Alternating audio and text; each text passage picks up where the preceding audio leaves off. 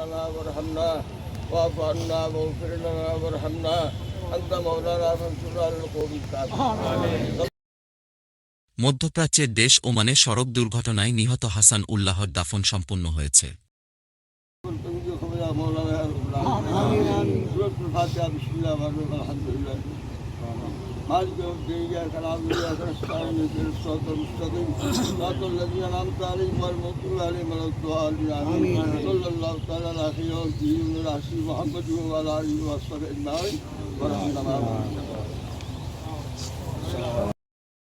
August বিকাল ৪টায় নিজ বাড়ি সংলগ্ন মাঠে জানায়া শেষে সামাজিক গোরস্থানে তাকে দাফন করা হয়।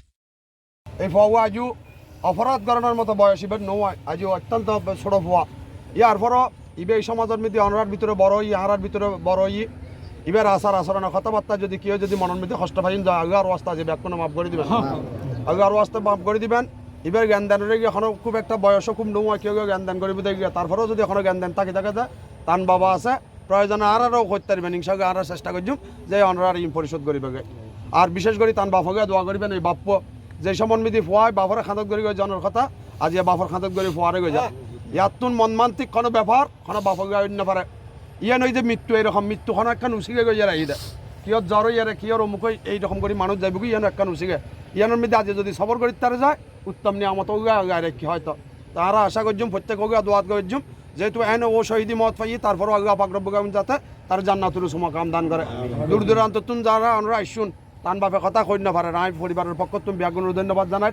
আমরা ব্যাগুনে তাঙ্গা বেশি বেশি করে দোয়া করবেন। আসসালামু আলাইকুম ওয়া রাহমাতুল্লাহি ওয়া বারাকাতুহু। নিহত হাসান উপজেলার ধর্মপুর ইউনিয়নের ৪ নং ওয়ার্ড এলাকার বুদা গাজী বাড়ির বীর মুক্তিযোদ্ধা আমির ফজলের কনিষ্ঠ পুত্র। কি হইব না আমি ওদের মাথানো মাইয়ের কি হই আইবার কথা বলি তো না পারি হইতো না পারি আর এলে বহুত বহুত এলে আর নাই আর বেঁচে বলো এলে আদর আছে যে আর ফুয়াই আরে টিয়া পয়সা সব দিত চাই আঁকো তার কাছে টিয়া লাগতো না যেজন ফায়ারিজন দিয়ে রাই বাতা বাজিয়ে দিয়ে আরে চলে যায় আগে বাঁচা তার এখনো বলছে না তোর পয়সা তুই রাখ তোর বিয়ে যখন করবি আমি ঘর বাঁধম ঘর বাঁধি তোর বিয়ে করবি তারপর তাই ওনার তারপর তাহলে বিয়ে সাথে ইত্যাদি ব্যাগিং করাই। পরিবারের ৬ ভাই বোনের মধ্যে হাসান সবার ছোট। বিগত ২ বছর ধরে কাজের তাগিদে সে ওমানে থাকত। ৫ আগস্ট রাতে ওমানের রিসিল নামক স্থানে রাস্তা পার হতে গিয়ে দুর্ঘটনার শিকার হয় সে দেশে স্থানীয় হাসপাতালে ৫ ঘণ্টা মৃত্যুর সাথে পাঞ্জা লড়ে মৃত্যুবরণ করে হাসান। গতকাল শুক্রবার দুপুরে তার লাশ দেশে নিয়ে আসা হয়।